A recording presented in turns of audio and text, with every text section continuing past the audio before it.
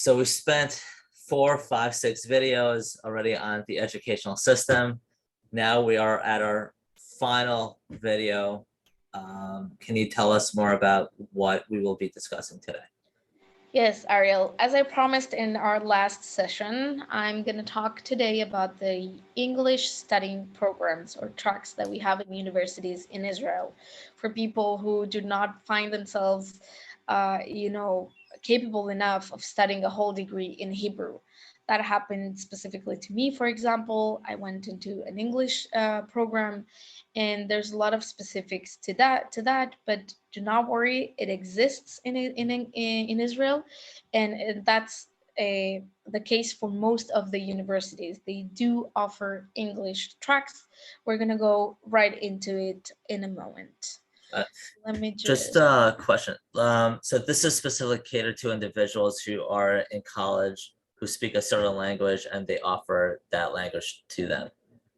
So this is going to be for so it's mostly only in English, right? There's no Right. other specific languages, and it happens for people that are either already went into the Israeli system from high school and so on, but still their Hebrew is not good enough, or for people that go straight into come straight to Israel, straight into university, right? And so their Hebrew background is a lot more a lot less developed than anybody that studied here in Israel.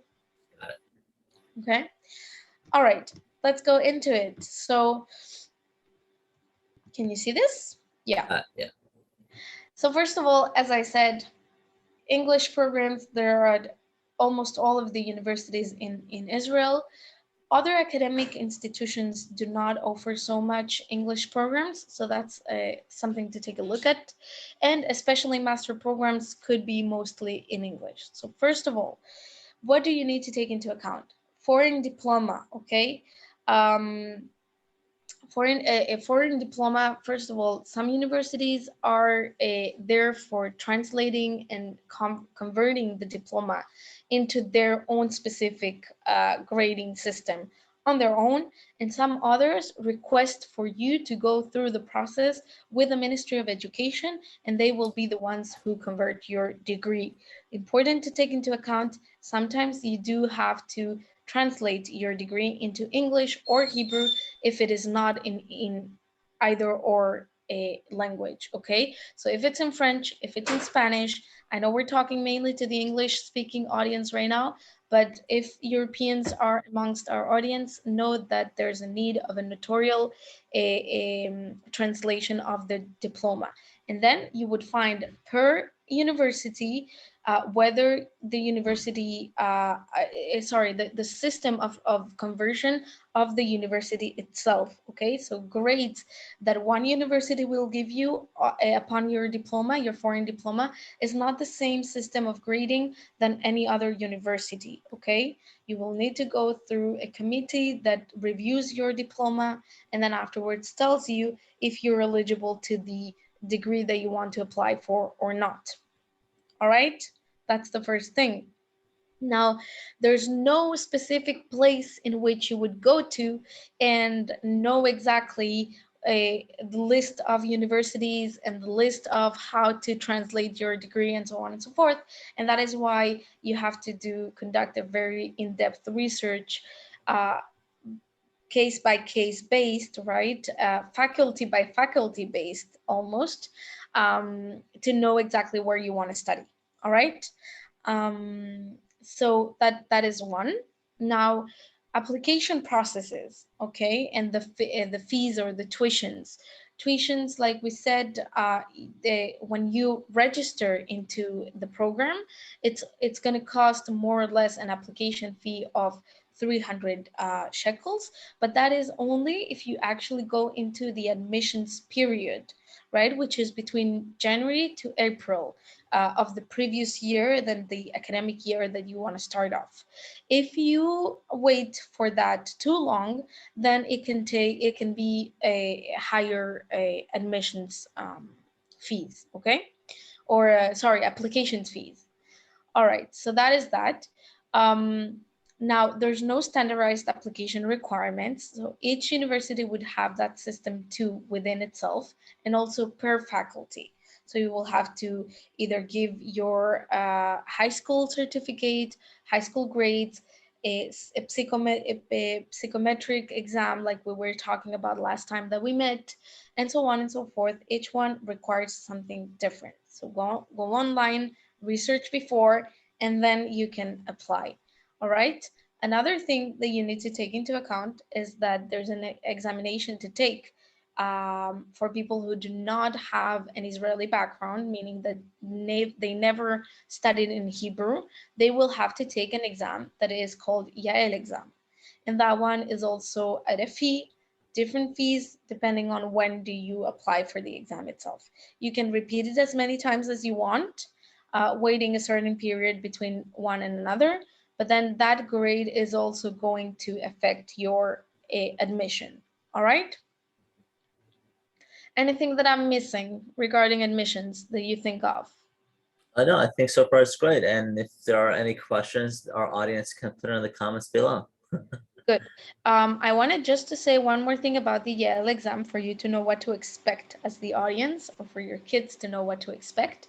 It is composed of a few different parts, right?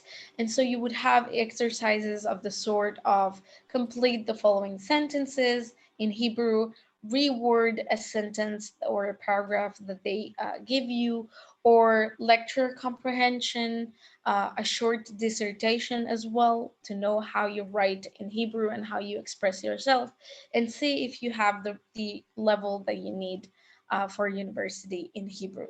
If you're going, of course, to the English tracks, no need of anything like this. Usually they will ask another kind of exam, which is the TOEFL. Okay, the TOEFL, and a specific grade according to what it is that you're gonna be studying. There's always in university mandatory classes of English, okay? So you can get what we call a PTO, which is the permission not to take that English course if you are an American citizen, an American citizen, yeah, or if you come from an English-speaking country, or if you have studied high school in an American or English or international school. All right? So that's also important to know. Now, another part of it is the dorms part, okay? Um, dorms is a little bit different than in the US, for example. Universities are not so far away from home. So it's not like moving into a different state or something like that to study, to go off for college. But if you are actually far away from your university, let's say you live in the center and you want to go and study in Ben Gurion University, which is in the south, then you would apply for dorms, okay? It's not so popular, but it does exist. So there are very limited slots for that, and you have to apply separately than your application process for university, okay?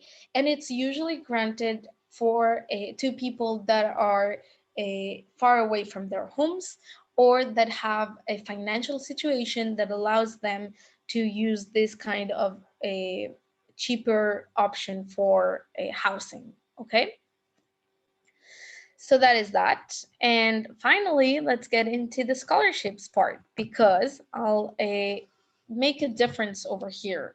There's either the Olim that are going to an an international program, or an English studying track, which would be as an Israeli citizen would be able to study in English as well. So the fee for, or the tuition for those studies, is the regular one, like we were saying last time, around $4,000. But if you're not an Oleh, and if you didn't make Aliyah, and you're not an Israeli citizen, and you want to study these same programs in English, the fee is going to be much higher, almost double of the tuition. Okay, so that's something to take into consideration when we go on to checking the scholarships over here. So first of all, important to know, you have to be admitted first of all into the university, into the degree, in order to apply for a scholarship. Now you have a lot of different options of scholarships. Mainly for LIM, you have financial assistance that is called Minal a Studente, and that is a within the Ministry of Absorption, Misada Klita. They offer this option. It's a scholarship that applies for each one of the years of studies, 3 years, up to 3 years. So those that are doing a degree of 4 years, it wouldn't apply for the final year, but it is, you have to go through an application process, and you have with interviews going physically to the ministry and so on. And also it is subject to volunteering hours that you're going to do for the community. Okay, so that's important to take into account when you go to studying. You have to take a few of your hours into volunteering if you're taking this kind of scholarship. Right. There are other scholarships that go, well, it's a very different system than in the US, right? There's no scholarships for sports almost. Um, it's not this whole process. It doesn't give you a full scholarship most of the time. And it's mostly based on either excellence or financial situations, right? Financial needs. If you are in that case, then you almost for sure will get one scholarship or another. But again, it's going to be a partial scholarship, right? So the excellence scholarships are granted by the universities themselves, and usually it would be in the second or the third year after you've proven yourself in the first year to have the good grades that are necessary for those kind of scholarships. Excellence is usually 85 or 90 out of 100 or more grades, okay, or above.